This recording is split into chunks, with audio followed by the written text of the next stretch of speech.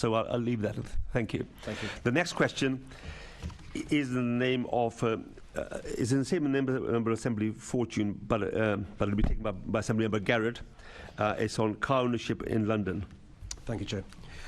London's poorest households are least likely to own a car. 78% of households that earn less than £10,000 do not own a car. 64% of households that earn between £10,000 and £19,999 don't own a car. In Outer London, 70% of households that earn less than £10,000 annually do not own a car, and 53% of households that earn between £10,000 and £19,999 do not own a car. London's poorest households are also more likely to be affected by the impacts of toxic air caused by traffic and congestion. It is estimated that the most deprived areas of London experience average concentrations of nitrogen dioxide that are 13% higher than the least deprived areas. Cleaning up our air is a matter of social justice.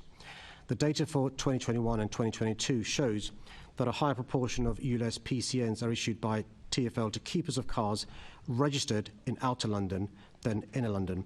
This is likely because the ULEZ does not yet cover the areas of London where these people live, so until recently, these people might not have thought to register to pay on autopay, be as aware of the ULEZ to pay the charge, or about applying for the scrappage schemes and upgrading their vehicles. This is brought out by the fact that a much higher proportion of ULEZ PCNs are issued to people who live outside of London, around 52% of all PCNs in 21-22.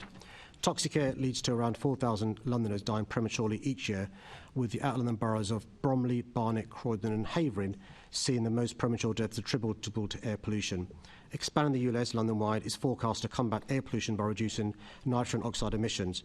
It will also save 27,000 tonnes of CO2 in Outer London, nearly double that which the Central London ULEZ achieved in its first year of operation. As a result of these changes, the 5 million residents of Outer London will breathe cleaner air. I am deeply concerned, though, about the impact of the cost of living crisis on Londoners, and that's why I launched the biggest ever scrappage scheme, dedicating £110 million to supporting the poorest Londoners, as well as those on lower incomes, disabled Londoners, charities, sole traders and micro businesses to replace or retrofit their polluting vehicles or seek alternative, greener forms of travel. I'm also providing further support by removing the annual £10 per vehicle autopay registration fee. This has made it easier for people with non-compliant vehicles to pay and avoid incurring a penalty charge. So, exactly a year ago, March last year, Assemblymember Fortune asked you about the claim that you have made repeatedly that the poorest Londoners do not own cars, and that exchange between you and him descended into acrimony, with you mocking him for the very idea that the poorest Londoners might own cars. I've got the transcript here. Mayor of London says, "I'm surprised that the member's experience does not lead him to conclude that the poorest Londoners cannot afford to own cars." So do you stand by that claim, that statement? I just read the numbers out.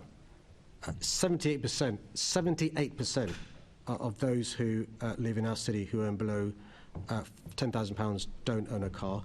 87% of those who earn below £10,000, so you're saying some of the poorest Londoners do own Inner cars? London don't own a car.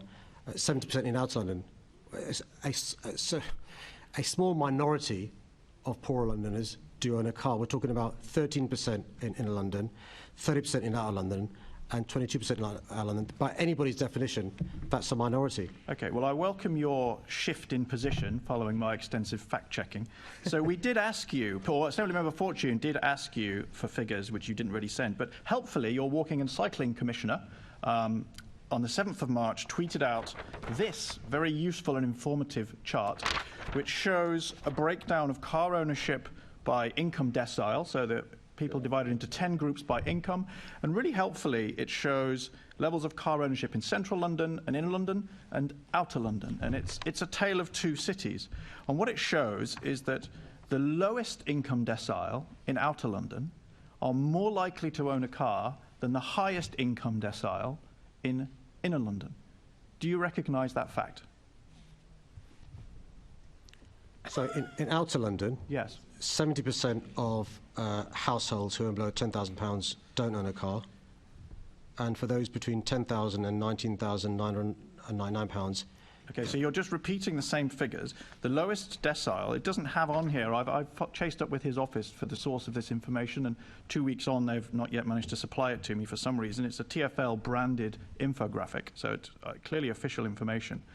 What it shows is in the lowest decile, which I don't know what income band that is, but in the lowest decile, the poorest 10% of Londoners in outer London, a majority of those households own a car, and they are more likely to own a car. Even the lowest income decile in outer London, more likely to own a car than the highest income decile in inner London. So this is why your ULEZ policy has such a different impact on people, has such a different public reaction.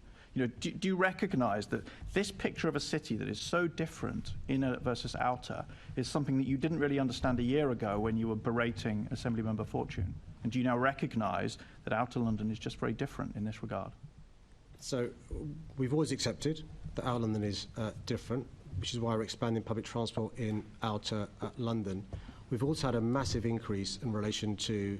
I mean, it's not a massive increase in buses, it's a 0.2% increase in buses. You're answering a different question. Do you recognise that in outer London, the poorest Londoners in outer London are more likely to own a car than the wealthiest Londoners in inner London? Well, let me answer the previous question first before you... It's the same question I've asked you repeatedly, and you've not answered it. So let me answer the previous question, which is what we've always recognised is outer London is different to inner and central London, which is why we've got the massive scrappage scheme. We're increasing public transport in outer London, but you can't escape the fact that 70% of those who earn below £10,000 in outer London don't own a vehicle. So a combination of most vehicles are compliant, most poorer Londoners who live in outer London don't own a vehicle, but also the scrappage scheme, in addition to increased public transport, supports those very small numbers of people who many support. Okay, the facts that you're repeatedly quoting are directly contradicted by your Walking and Cycling Commissioner, but you know, having established that the Mayor is out of touch with outer London as usual,